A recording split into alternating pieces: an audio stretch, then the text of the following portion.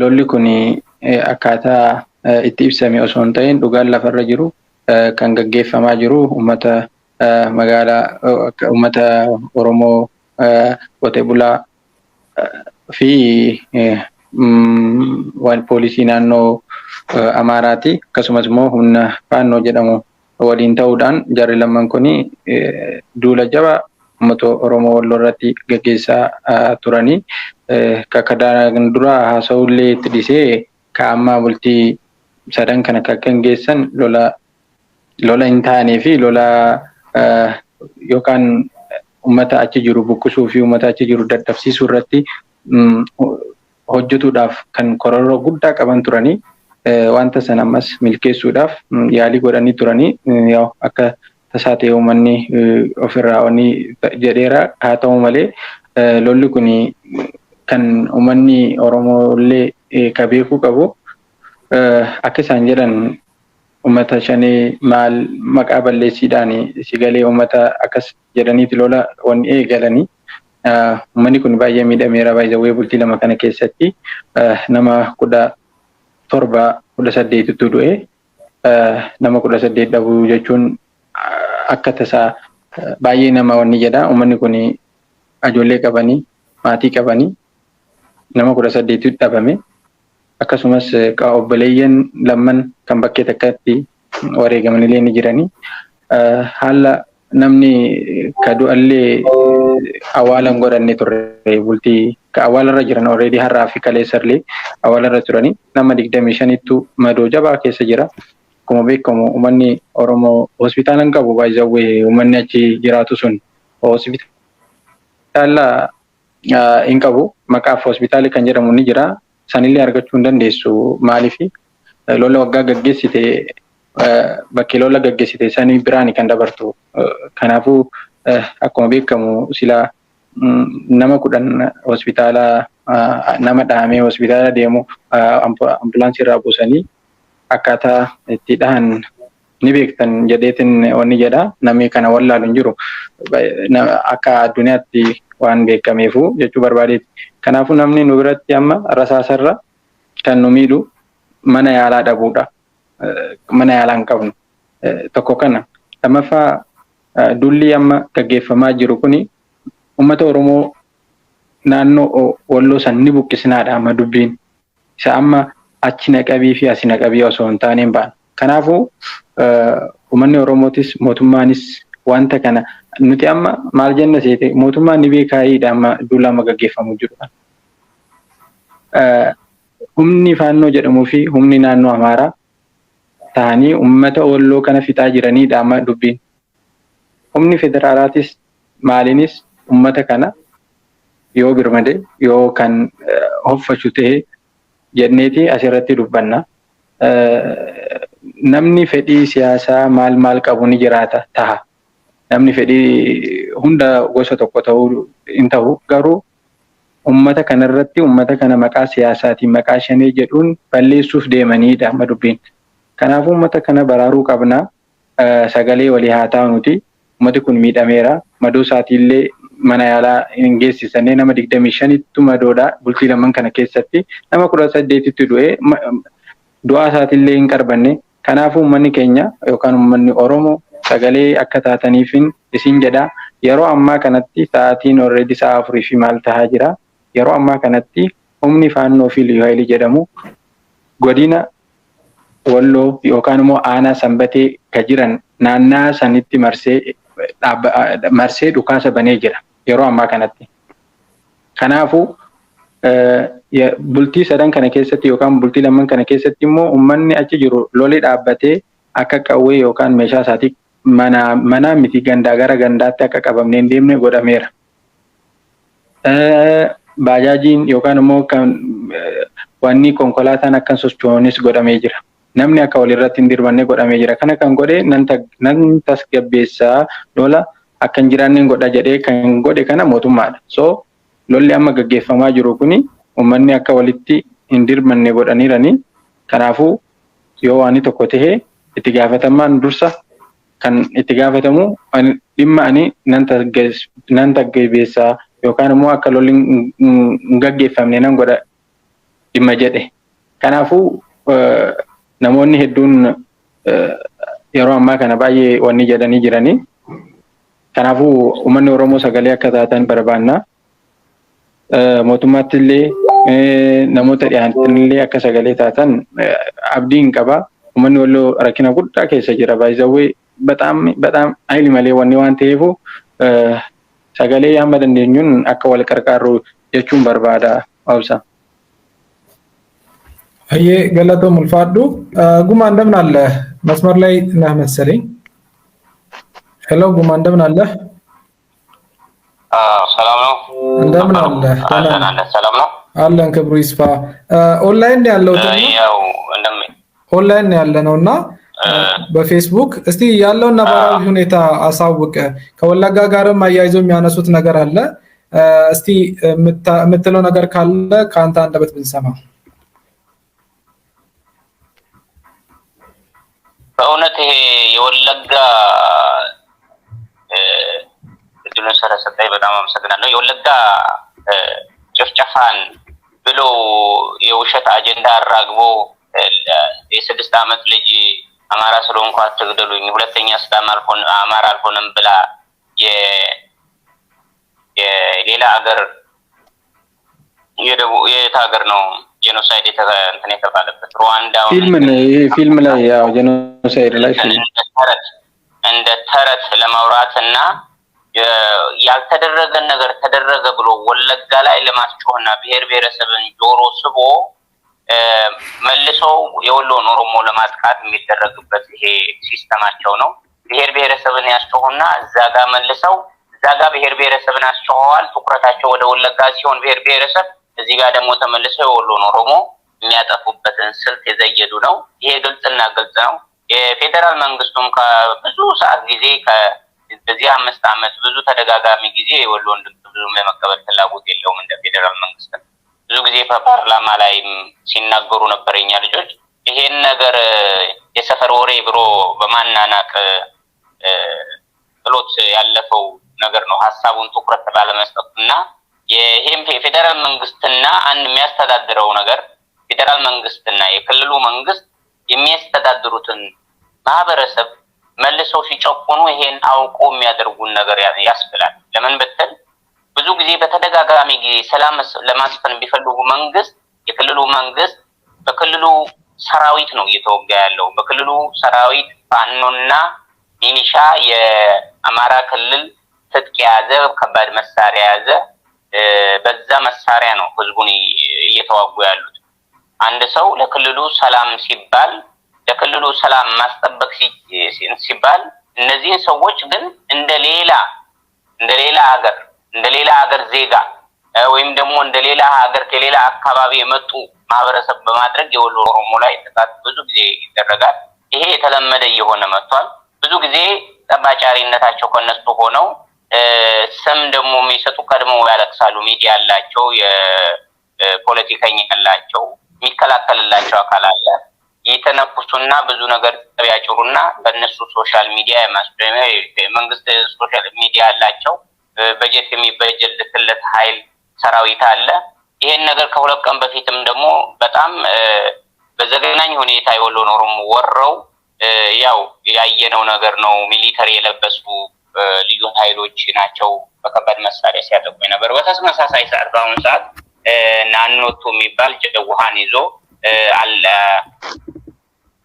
አለዮ መሬ ጎሮ ዱሙጋ ሚሌ እና ብርድ እና ደግሞ በረሃ እንደገና ደግሞ ማን ነው እንዶዴ ብያለሁ በዚህ አካባቢ ከባድ የሆነ ጦርነት ቁንዴ በሚባል አካባቢ ከባድ ጦርነት አሁን ሰዓት እየተካሄደ ነው የሚካሄደውም በአማራ ልዩ ኃይል ነው ይሄ ነገር እንግዲህ በመንግስት በጀት በመንግስት መኪና በመንግስት ህዝቡ በሚከፍለው ቀረጥ ህዝብ ሊያስተዳድር ይሁን አንድ አካል ብሔርነቱ በብሔር ተጠቃ ብሎ እስከዛሬ በወለጋው ዙሪያ ሲያስጨህን የነበረው በወሎ ኦሮሞ ላይ ጄኖሳይድ አውጆ እስራት እየተገበረው ነው ማለት ነው የካቢኔዎቹ አሰራር ደግሞ ባጃጅ እንዳይንቀሳቀስ አድርገው ሰው ገበያ ሄዶ እንዳይገበያይ አድርገው ሰው ለመቅበር አንድ ሀገር በ5 ኪሎ ሜትር ላይ ርቀት ላይ ያለ ሰው ለመቅበር እንኳን ያሰረች የሚያደክምበት መኪና የማይጠቀሙበትን እንትን አጥቦ ሰው ወጥቶ አሁን ወቅቱ የአዝመራ ወቅት ነው ሰው ገበያ ይዘራል እንዳይንቀሳቀስ አድርገውት ብዙ ስቃይና ጭቆና ውስጥ ነው ያለው በአሁኑ ሰዓት። ይሄ በክልሉ መንግስት የታወጀብን ጦር ነው ለወሎ ማለት ነው። ይሄንን ነገር ደግሞ የፌደራሉ መንግስት ይሄን ነገር እንዲቆም ቢፈልግ ኖሮ የማቆም መጥቶ ነበረው። ግን የፌደራል መንግስቱ ባለፈው ከሁለት ቀን በፊት 2 ልጆችን ገሎብናል። 2 ልጆችን ያለምንም ምክንያት አፈሙዝ አዙሮ የመታበት አጋጣሚ አለ። የፌደራል መንግስት ነው የሚለው ሚሊተሪ የለበሰ ሰላም ለማስፈን ይመጣል ይባላል። ለነሱ ምሽግ አመቻችቶ እነሱን ቦታ ካስያዘ በኋላ የኛን ሰው ከምሽግ ላይ አንስቶ እንዳይከላከሉ እንኳን በቄው ላይ መጥቶ እንዳይከላከሉ እንኳን የሚያደርግበት አጋጣሚ ነው የተፈጠረ ያለው። ትላንትና ዛሬ ራሳችሁን ከዚህ እንዳታልፉ በሚለው በካቢኔዎችና በሊቀመንበሮች በተለያዩ ነገር ትዕዛዝ እየወጣባቸው በማህበረሰብ እንዳይዘራ እንኳን በአካባቢው አሁን ዛሬ እንግዲህ ከምሽት ሙሉ ለሙሉ የአማራ ልዩ ኃይል ምሽግ ይዞ ጧት የሚያደርገውን ነገር እናያለን። ዛሬ በአሁን ሰዓት የተተኩሰን ያለ ህዝቡ ያው ቤቱን ለቆ ለስደት የሚዳረግበት አጋጣሚ ነው ያለው ማለት በአሁን ሰዓት። አመሰግናለሁ ወዳጄ። ምንድነው የጸባጫሪዎቹ ወይንም ደግሞ የወሎን ህዝብ በገዛቂያቸው ላይ ጦርነት እንዲከፍቱባቸው የሚያነሳሳቸው ነገር ምንድነው ብለን ነው የምታስበው? ጦርነቱ መቼ የጀመረው? ዛሬ ምሽትስ ያለው እንቅስቃሴ ምን ይመስላል? ምናልባት ለተመልካቾቼ ለጓደኞቼ እንድታጋራልኝ ፈልጌ ነው። አመሰግናለሁ። ይሄንን ፕሮግራም እየተከታተላችሁ ያላችሁ ሰዎች ቀጥታ ከወሎ ማህበረሰብ ተወላጆች ጋር ነው ይሄንን ምክክር እያደረግን ያለነው።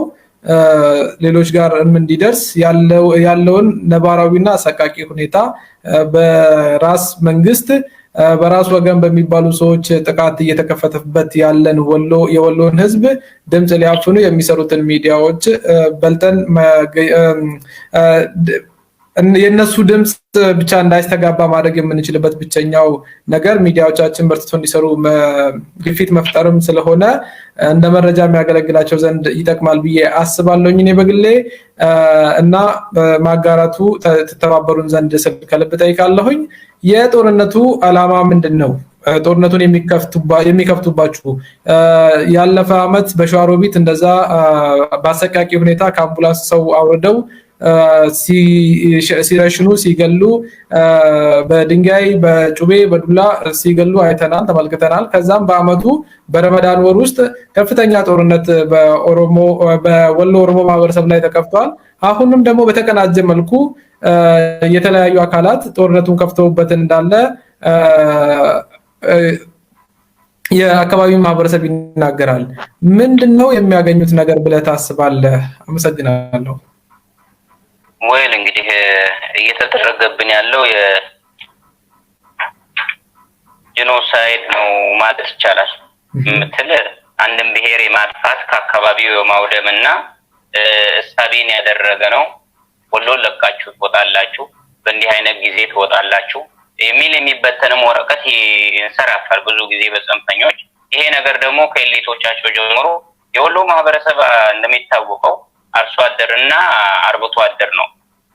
የፖለቲካ ሳይንቲስት የለውም፣ እሱ ተሟጋች መብት የለውም።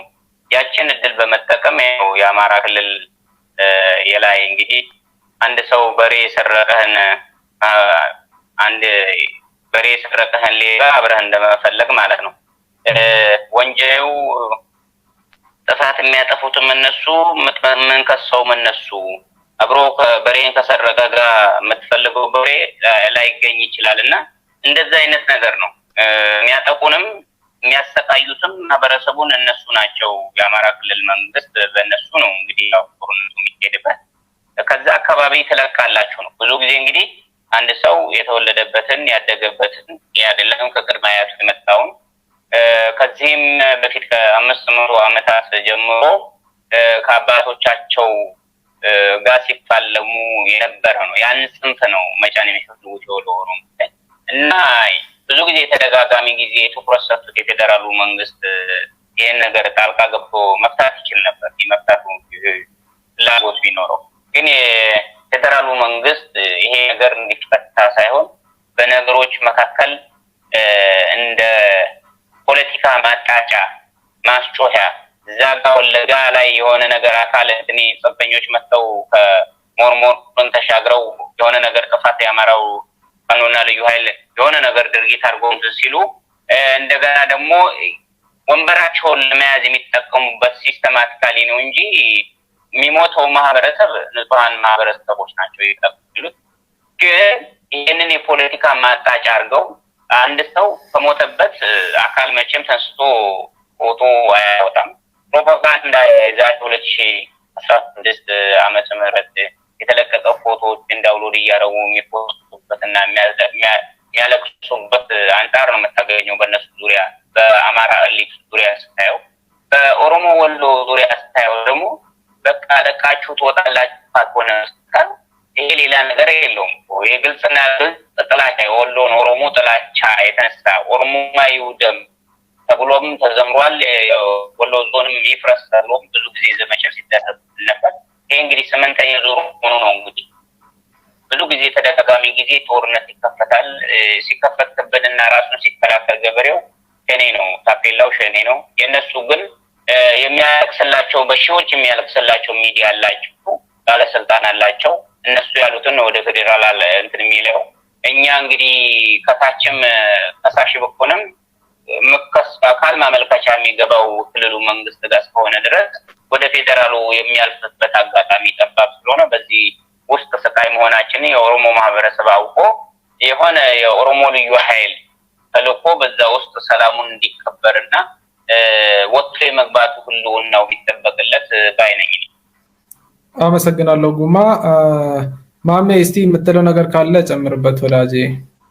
አዎ ምን መሰለህ ያው እንደሚታወቀው ዛሬ አፋን ኦሮሞ akkuma beekamu ni itti gaafatamaan jechaan namoonni achitti akka Mahammad Ahmad kan jedhamu paarlaamaa keessatti yaada sadiimoo akkas kaasee ture kan beekamu. Akkuma jedhetti uummanni kun maaliif akka rukutamuu fi maaliif akka dhahamaa jiru ibsa godhee ture. Anis ibsa san ammallee irra deebi'een jechuu barbaada. Mootummaan naannoo Amaaraa kun Oromiyaa keessaa waa barbaada. Asii galee waggaa waa barbaade moo maal godha seete? Amma manallee kiraa yoo barbaade nu rukutan si'an jechaan fedhii achii qabu asitti ibsachuu barbaada. Kanaafuu wanta tokko yoo waliigalteen akka tasaa namni waliin dalagu akkas ta'uu danda'a. Garuu wanta hunda Oromiyaa keessatti wanta godhamuuf nurratti bahuu haloo bahuu barbaada. Kanaafuu kuni dhaabbachuu qaba karaa seeraatiinis karaa fedhiinis. Baay'ee manni Oromoo Walloo humna finxaaleeyyii maali kana dhahaatuma jiraate ni dhahaasi wal beekanis isa amma afaaniin akkas burraaqaa ol kana miti dubbiin gara lafaatti waggaa bu'an. Garuu nuti maaf nama tokko maaliif namni keenya qoteeti kan jiraatu si galee qotee jiraachuu barbaada, lolan barbaadu. Jiruun ofii isaatii tufuu Itoophiyaa keessatti ni beekta. Jiruun jabaateera. Amma lola meeshaa bittee maal gootee hin danda'amu si galee akka duriillee miti. Kanaafuu hunduu haalli jireenyaas jijjiiramee jira. Namni kun of jijjiiruu barbaada malee isaan wajjin lolaa hin jiraatu. Baay'ee lolaa jiraates garuu ammaa fi dura tokko miti. Amma wanti beekamuu qabu mootummaan humna finxaaleeyyii amma naannoo Amaaraa kana amma finxaaleeyyii faannoo maannoo jenneetuma haasofna malee baay'ee faannoo miti. Ispeeshaalii Liyyuu Haayiliidha. Akkuma mootummaatti murteeffamee lola gaggeessaa jiru Liyyuu Haayiliidha. Jechaan gara amma humna faannoo kanattis maal hirkisuun hin barbaachisu. Maaliif kan lolu jiru walumaa waliigalteedhaan kan lolaa jiran waan ta'eef dhugaan kana dhugaarraa fagaannee gara dhaqnu hin qabnu. Kanaafuu uummanni achi jiru waa hedduutti itti godhamu jira akka lollees akka kanaan duraallee uummanni achi gubbaarratti aangoo qabatanii kan jiraatan ture isaan amma haarawaa si galee kan ammaa jiran kun haalawa eessaas akka dhufanis maal akka ta'ellee uummanni isaan galee uummanni amma ofiisaatiitu taa'eetuma wanni jechuu jira jarri kun eessaa dhufanii maali isaan galee kanaafuu lolan barbaadu mootummaan federaalaa lola kana dhaabsisuu qabaadha bakka amma fedhiin ummati walloo qabu lolan fedhu loli isa gaheera amma kan barbaadu nagaa barbaada nagaa moo kan tissuu qabu eenyu mootummaa federaalaati baay'ee mootummaan naannoo Amaaraa takka nagaa godina san irratti barbaadee sin beeku kijibuma fi olala ofuufa malee maqaa shaneetiin mootummaa federaalaa da'ateeti genocide uumuu barbaada humni kun ummata san balleessuu fedha bichaa isaa balleessuu waan dandeenyeef mootummaa federaalaati lammata waammatee akkas jedhee kun shaniidha maali jedhee humna dabalataa mootummaa federaalaa fudhatuuf deema kanaafuu mootummaan federaalaa wanta kana qulqulleessuu kan qabu ofiisaatiitii achi dhaabbatee gochuu qabaadha kan jennu amma nuti malee akka isaan jedhan kana uummanni achi jiru qotee bulaan isaan afaan oromoo baay'ee yoo soogte shaniidha waan beekan isiin qabanii afaan oromoo dubbatuun isaaniif bakka raawwattee taati shaniidha kanaafuu uummanni kun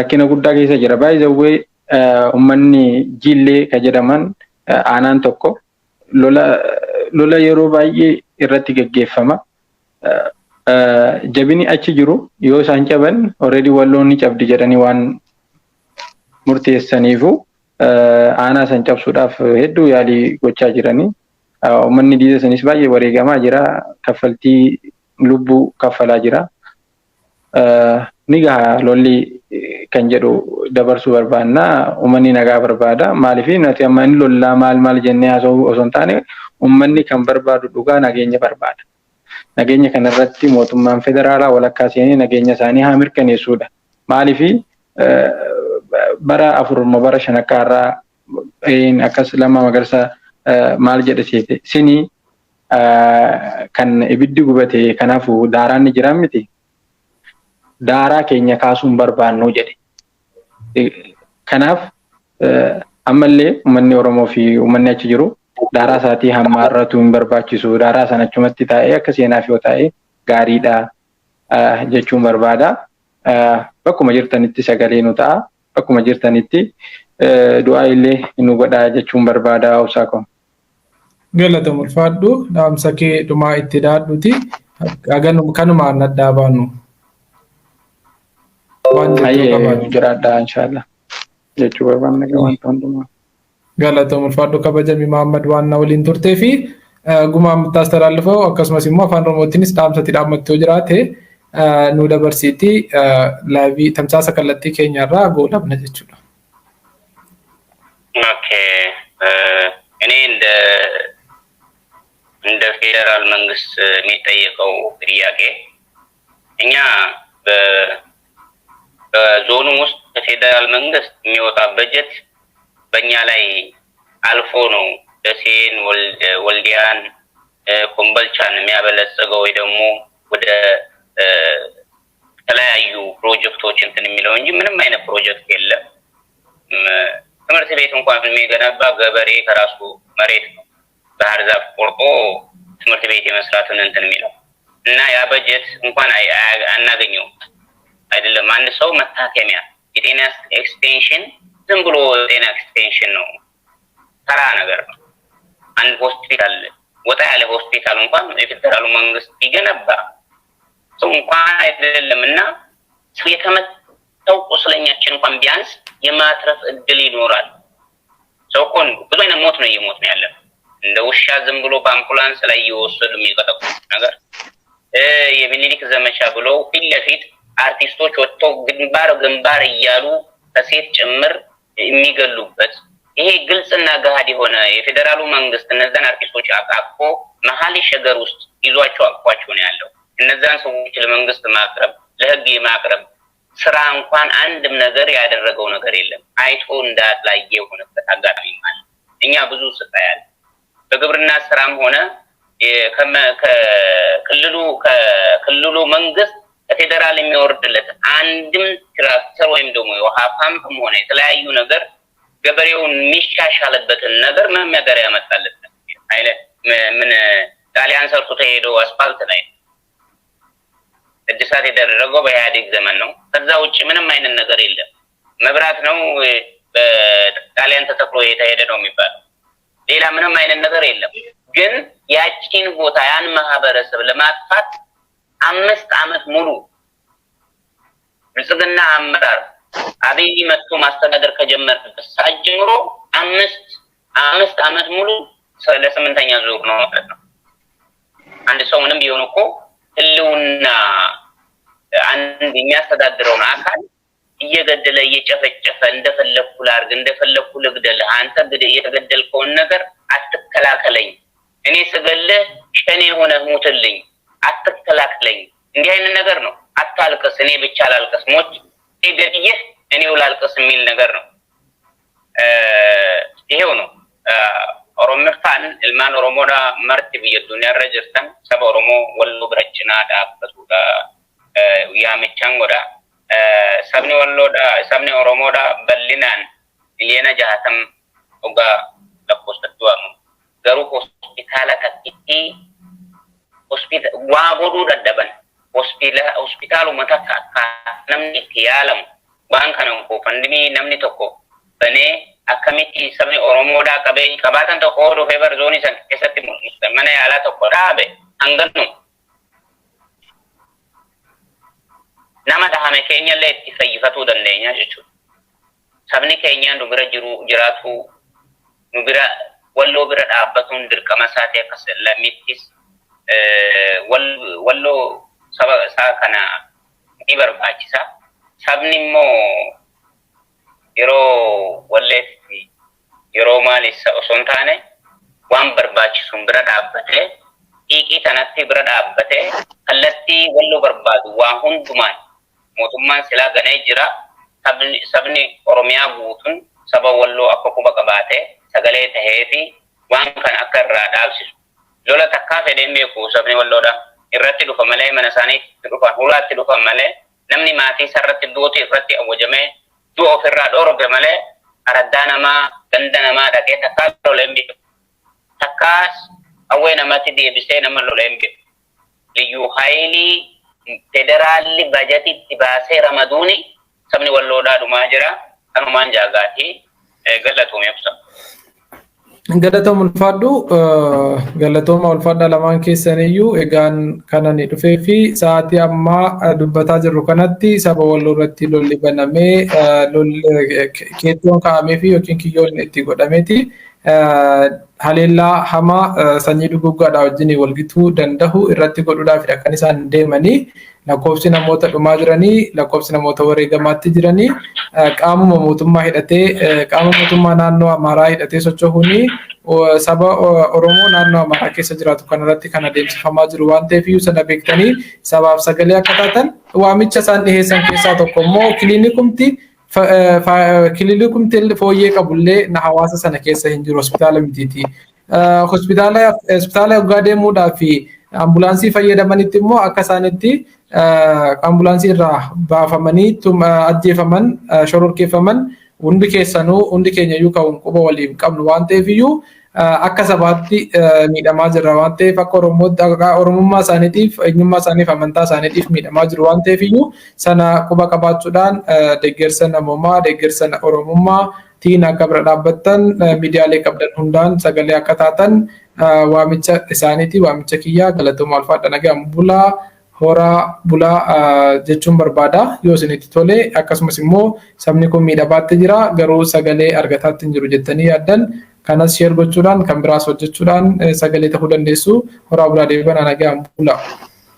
Galatoomaayi. Ayyee. Facebook gaftaa ta'e